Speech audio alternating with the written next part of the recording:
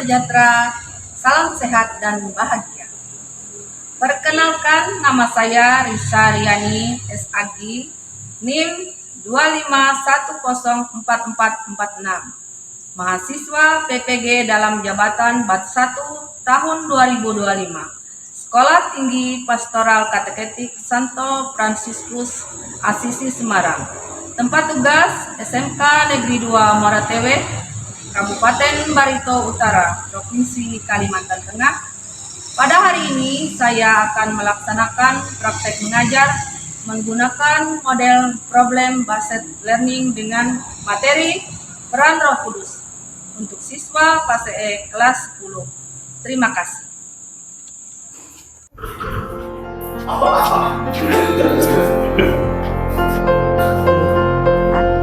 Pagi.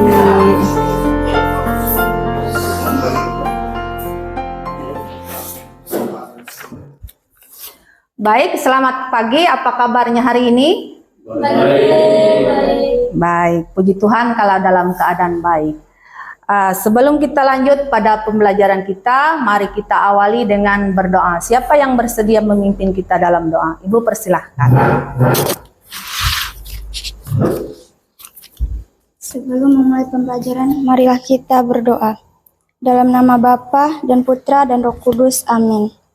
Allah Bapa yang bertahta dalam kerajaan surga, kami bersyukur atas rahmat, kekuatan, kesehatan, dan hidup yang Engkau anugerahkan. Engkau telah mengajar hati umatmu dengan penerangan Roh Kudus.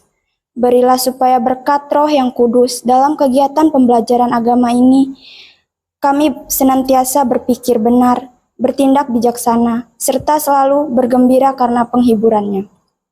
Demi Yesus Kristus, Tuhan dan Juru Selamat kami. Amin. Dalam nama Bapa, Putra, dan Roh Kudus. Amin. Terima kasih doanya Agatha. Silahkan duduk. Selanjutnya, Ibu akan mengecek kehadiran kalian. Dengar baik-baik, Ibu akan panggil satu persatu namanya lah. Adi, baik. Sebelum lanjut kepada absen berikutnya, Ibu ingin bertanya hari ini. Hal baik apa yang sudah kamu lakukan dari bangun pagi hingga pada saat ini? Coba Aldi, ingat baik-baik. Ingat tadi pagi. Oh ya, terima kasih atas jawabannya. Selanjutnya Alexander.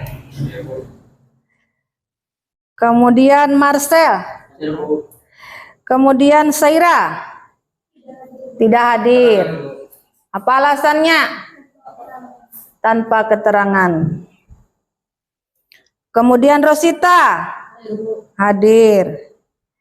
Kemudian Teresia. Berarti ada 2 orang yang tidak hadir. Nah, moga di pembelajaran selanjutnya mereka bisa bersama-sama dengan kita untuk mengikuti pembelajaran agama. Nah, apakah masih ingat pembelajaran kita pada minggu yang lalu? Ingat nggak? Apa temanya kita pelajari pada minggu lalu? Minggu lalu, Ibu ingatkan kita mempelajari tema tentang Yesus Kristus sebagai Putra Allah dan Juru Selamat. Yesus Kristus sebagai Putra Allah Sang Juru Selamat itu sebagai kasihnya kepada umat manusia, dia menyerahkan nyawanya, wafat, dan kemudian bangkit pada hari ketiga untuk menebus dosa siapa? Umat manusia. Baik. Sebagai bukti dari kasih Yesus itu, dia kemudian tidak membiarkan manusia untuk berjalan sendiri ketika dia sudah beranjak ke surga. Dia mengutus yang namanya Roh Kudus. Nah, pada kesempatan ini kita mendalami tema tentang peran Roh Kudus yang mana itu membuktikan kasih Yesus itu senantiasa menyertai kita hingga sampai kapanpun. Nah, kemudian ada beberapa pertanyaan yang nanti mungkin ada kaitannya dengan tema kita pada hari ini. Yang pertama, Jika seseorang mengabaikan Roh Kudus, apa yang terjadi dalam hidupnya? Ibu beri kesempatan kepada siapa yang bersedia untuk menjawab. Saya, Bu. Baik, Sasa, silahkan.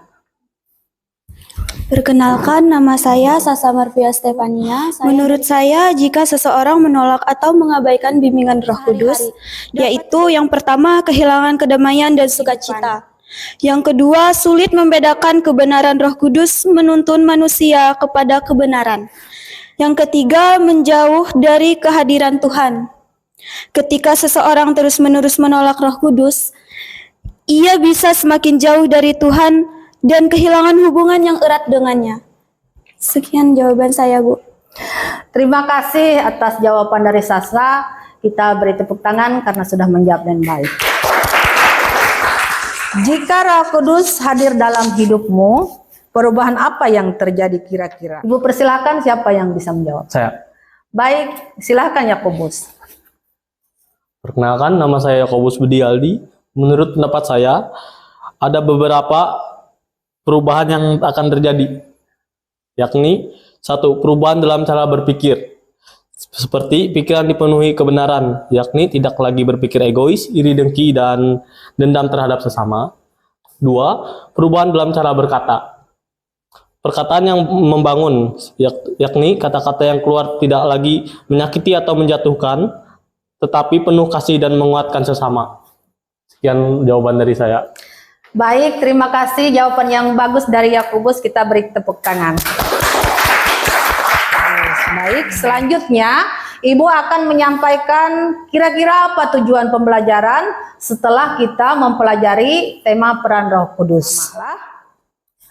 Tujuan pembelajarannya adalah peserta didik kelas 10 memahami karya Roh Kudus dalam gereja dan dalam kehidupan sehari-hari, sehingga mampu mengembangkan kesadaran akan karunia Roh Kudus dalam kehidupan beriman yang semakin dewasa. Itu adalah. Kemudian selanjutnya Ibu akan menyampaikan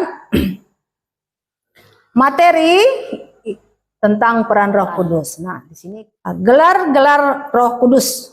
Roh Kudus kita kenal dengan berbagai sebutan atau gelar. Terdapat pula nama-nama yang digunakan Santo Paulus seperti Roh yang dijanjikan, Roh yang menjadi kamu anak Allah, Roh Kristus, Roh Tuhan, Roh Allah, dan pada Santo Petrus, Roh kemuliaan. Kemudian bagian B, lambang-lambang Roh Kudus. Nah, satu, air. Dalam upacara pembaptisan, air adalah lambang tindakan Roh Kudus. Air menjadi tanda sakramental yang berdaya guna bagi kelahiran kembali dalam pembaptisan. Dua, urapan. Urapan dengan minyak suci dalam inisiasi Kristen, khususnya dalam sakramen penguatan atau krisma, dengan urapan minyak suci seseorang dikuatkan oleh Roh Kudus. C. Peran Roh Kudus. Peran Roh Kudus adalah membagikan rahmat yang berlimpah kepada umat manusia dalam bentuk A. Rahmat pembantu.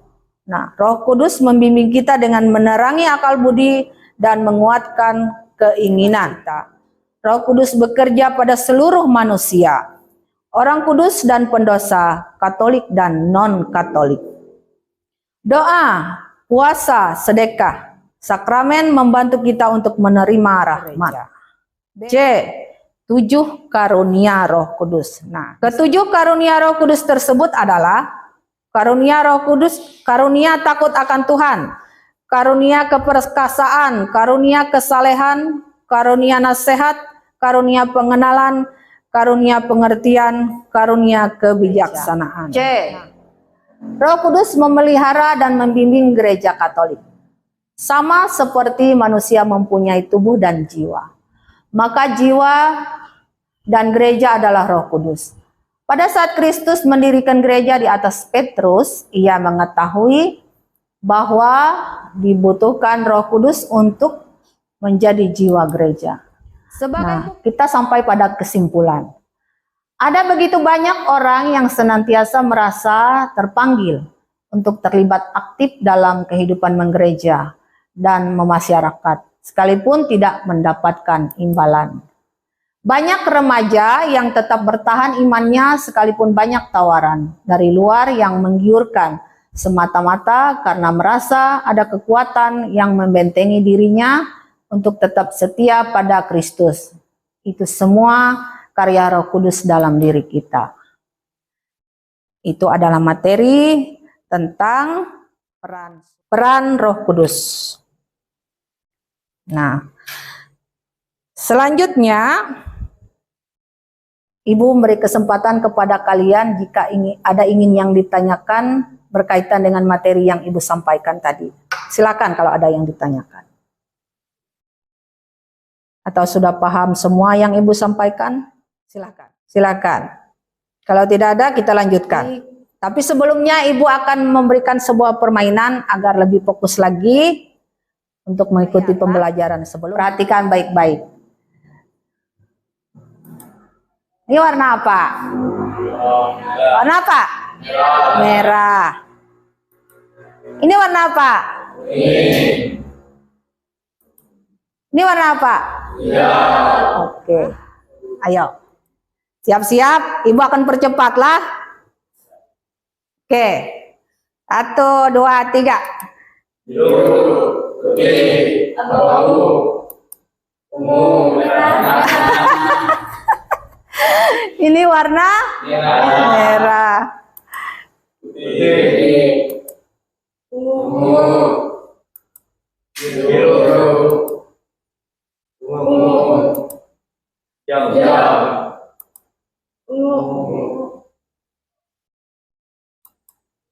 kuning, kuning.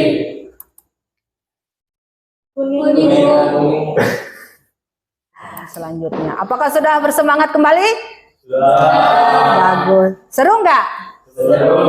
Nah, itu supaya kembali kepada konsentrasi kembali mengikuti pembelajaran. Nah, selanjutnya kita akan menonton sebuah video. Baik, berarti konsentrasinya masih aman. Nah, sekarang Ibu tampilkan sebuah video lah. Silakan untuk menyimaknya secara bersama-sama.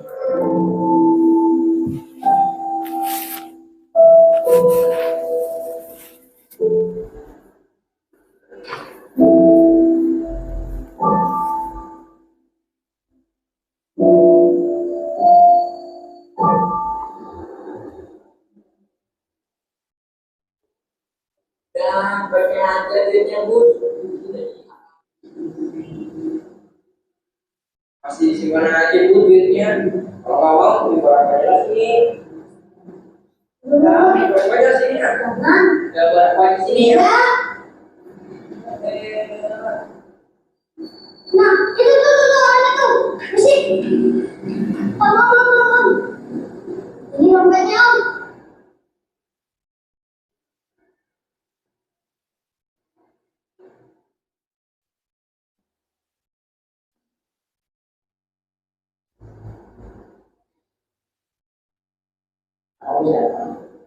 Video. Makasih, Bu, ya. Yang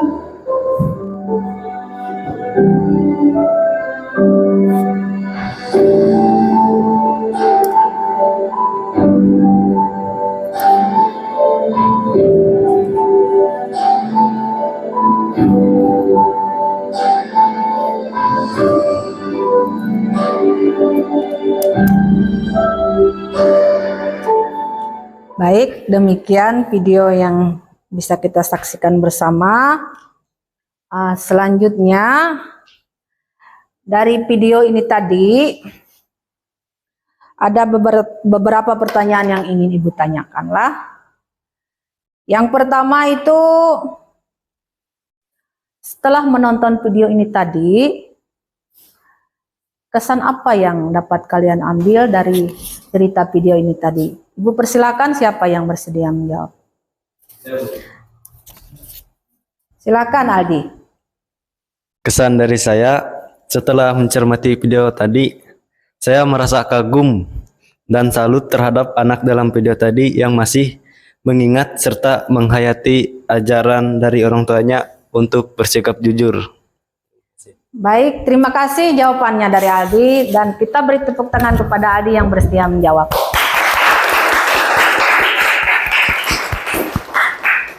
Kemudian pertanyaan yang kedua, dari video yang sudah kita saksikan ini tadi, kira-kira apa nilai positifnya untuk kita semua? Silakan, siapa yang bisa menjawab? Saya, Bu. Baik, silakan Putra. Menurut saya nilai positif yang dapat kita ambil dari video tadi, kita harus selalu bersikap jujur. Karena jujur adalah buah roh yang membuat kita baik di mata orang lain dan sukses di kemudian hari. Kita harus taat untuk dibimbing oleh Roh Kudus agar terhindar dari kesalahan atau hal-hal yang dapat merugikan diri sendiri. Sekian dari saya, terima kasih. Terima kasih Putra atas jawabannya, sangat bagus. Kita beri tepuk tangan. Peran Roh Kudus itu sangat baik untuk kita. Nah, itu bisa dijadikan contoh. Anak itu jujur, apa yang terjadi 10 tahun kemudian? Apa tadi yang terjadi? Sukses. Anak itu menjadi anak yang sukses dan selalu jujur. Nah, itu bisa menjadikan contoh, dijadikan contoh kalian untuk kedepannya. Ya? Oke, selanjutnya memberikan tugas lembaran kerja siswa. Nah, di sini dikerjakannya secara berkelompok. Nah, tapi sebelumnya Ibu akan membagikan kelompoknya lah. Nah, untuk kelompok 1 ada Sasa, Yohanes dan Marcel. Kemudian kelompok 2 ini Teresia dan Alexander. Yang ketiga Yakobus, Agatha dan Putra. Kemudian kelompok 4 Aldi, Yunus dan Rosita. Oke. Sekarang Ibu beri kesempatan kalian untuk membentuk kelompoknya masing-masing. Nah, silahkan nanti dalam kelompoknya untuk mengerjakan lembaran kerja siswa, dan nanti Ibu akan bagikanlah Aldi dan kawan-kawan.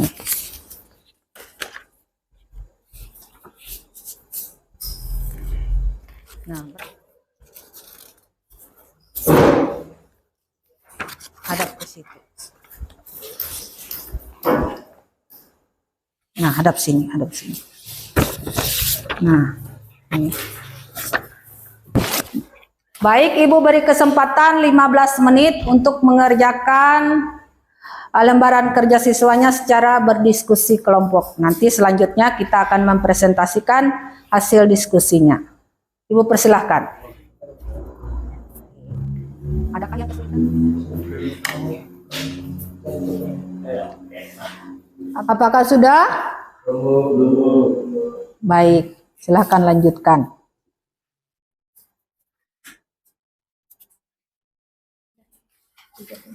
Sudah? Sudah semua? Baik. Selanjutnya kita akan mempresentasikan hasil diskusi yang sudah kalian diskusi bersama secara serius tadi. Nah, Ibu beri kesempatan kepada kelompok siapa yang bersedia duluan? Kelompok siapa? Oke, kelompok Sasa. Silakan bersama kawan-kawannya maju ke depan. Baik, selamat pagi semuanya. Perkenalkan, nama saya Sasa Marvia Stefania. Saya dari kelompok 1 beserta anggota saya yaitu si kami. Berdasarkan hasil diskusi dalam kelompok kami, tanda dan lambang Roh Kudus itu adalah: yang pertama, air. Dalam upacara pembaptisan, air adalah lambang tindakan Roh Kudus. Yang kedua, urapan. Dalam inisiasi Kristen, khususnya dalam sakramen, penguatan atau krisma, dengan urapan minyak suci, seorang dikuatkan oleh Roh Kudus. Yang kelima, meterai. Gambaran meterai menandaskan akibat pengurapan Roh Kudus yang tidak terhapuskan. Yang kedelapan, Merpati adalah lambang pembaptisan waktu Yesus naik dari air pembaptisannya di Sungai Yordan. Roh Kudus turun atasnya dalam rupa burung merpati. Demikian presentasi dari kelompok kami. Berikutnya kami berikan kesempatan kepada teman-teman jika ada yang ingin ditanyakan atau memberikan tanggapan. Sudah tidak ada pertanyaan? Ada atau tidak ada? Tidak ada. Kalau tidak ada tanggapan dan pertanyaan, maka kami tutup. Demikian presentasi dari kelompok kami. Sekian dan terima kasih.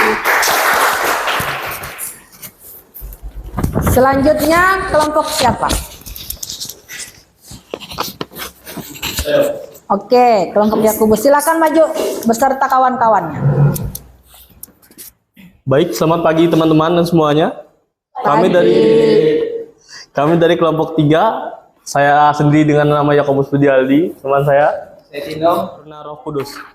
Berdasarkan hasil diskusi dari kelompok kami mendapatkan 7 karunia Roh Kudus adalah sebagai berikut.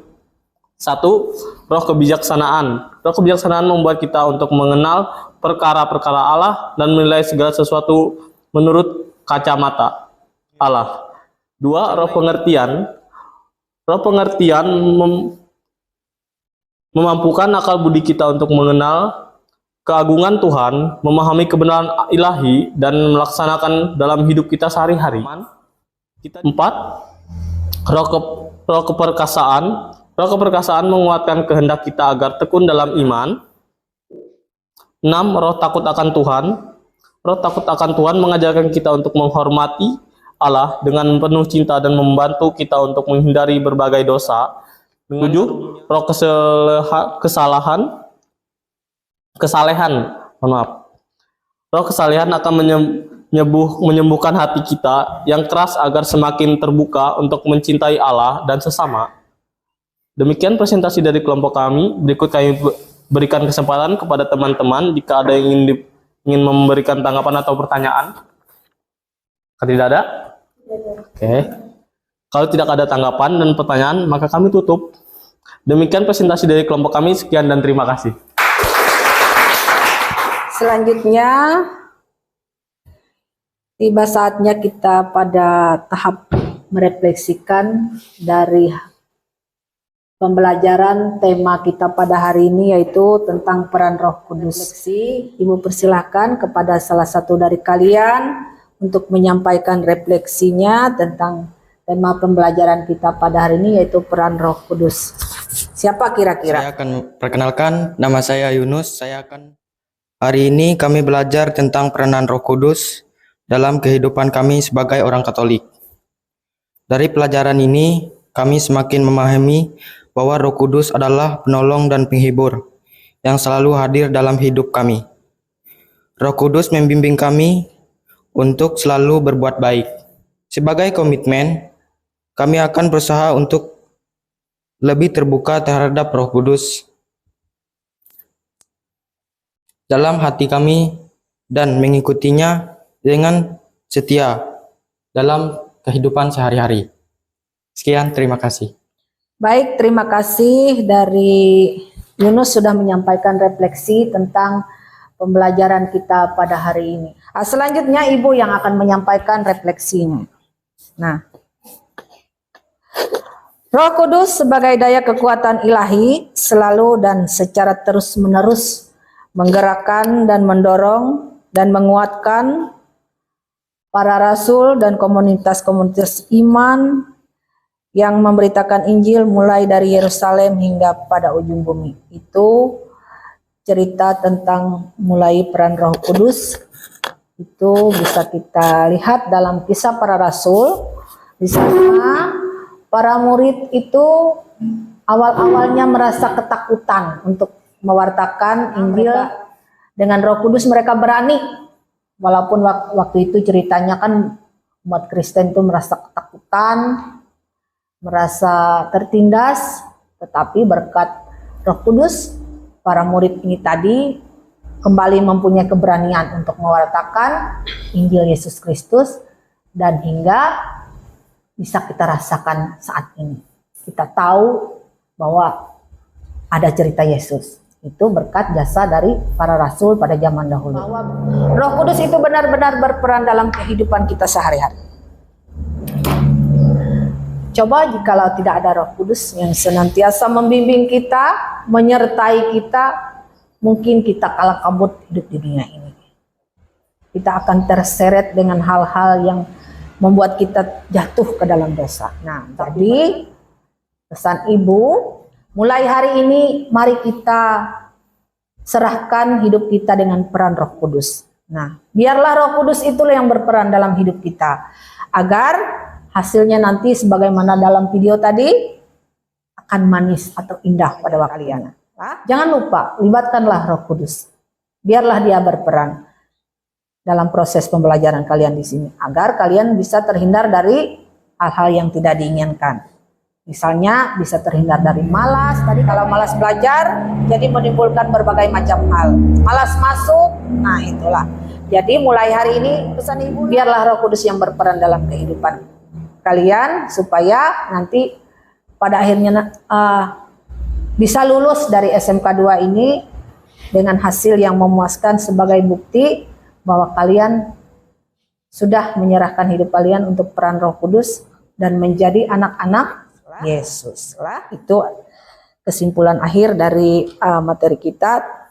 Nah, sebagai akhir dari kegiatan, Ibu akan memberikan tugas untuk menjawab beberapa pertanyaan lah. Silakan mengerjakannya melalui handphonenya masing-masing. Ibu beri waktu 5 menit. Silakan.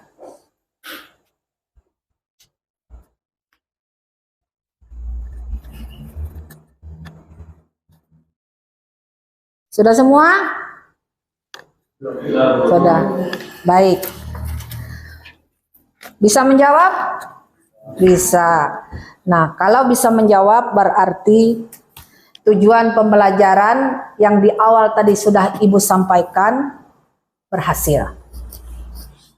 Tapi jangan hanya berhasil untuk menjawab soal lah. Harus diterapkan dalam setiap langkah kehidupan kalian lah. Sebelum berakhir pembelajaran kita, Ibu mengingatkan untuk pembelajaran minggu yang akan datang. Ini dan minggu lalu kita membahas tentang Yesus Kristus Putra Allah Sang Juru Selamat. Hari ini peran Roh Kudus. Dan minggu yang akan datang kita membahas tentang Allah Tritunggal. Ibu memberi tugas kepada kalian untuk mencari sumber dari berbagai macam, misalnya dari YouTube, misalnya dari artikel, atau dari surat kabar, atau dari buku. Silahkan cari inspirasi atau materi yang nantinya memudahkan kita untuk pembelajaran yang akan datang. Yaitu selanjutnya kita akhiri pembelajaran kita dengan berdoa. Siapa yang bersedia memimpin kita dalam doa? Ibu persilahkan. Baik, silakan Marcel. Teman-teman, sebelum kita menutup pembelajaran kita hari ini, marilah kita berdoa bersama-sama. Bapa, Putra, Amin. Amin. Allah Bapa yang Maha Kudus, kami bersyukur kepadamu karena Dialah penghibur dan penolong yang Kau utus dalam nama Kristus. Semoga Dia mengajarkan segala sesuatu kepada kami dan mengingatkan kami akan firman yang telah dikatakan oleh Yesus melalui kegiatan pembelajaran agama hari ini. Semoga karena bimbingannya kami semua boleh menikmati buah-buah roh. Demi Yesus Kristus Tuhan dan Juru Selamat kami. Amin. Amin. Dalam nama Bapa dan Putra dan Roh Kudus. Terima kasih Marcel atas doanya yang sangat bagus. Terima kasih atas kerjasama kalian dalam pembelajaran pada hari ini. Dan Ibu menyampaikan mohon maaf jika dalam penyampaian pembelajaran kali ini ada hal-hal yang kurang berkenan. Sampai bertemu kembali di pembelajaran agama selanjutnya. Ulang lagi. SMK? Bisa. Yesus? Yesus. Oke, selamat pagi. Pagi.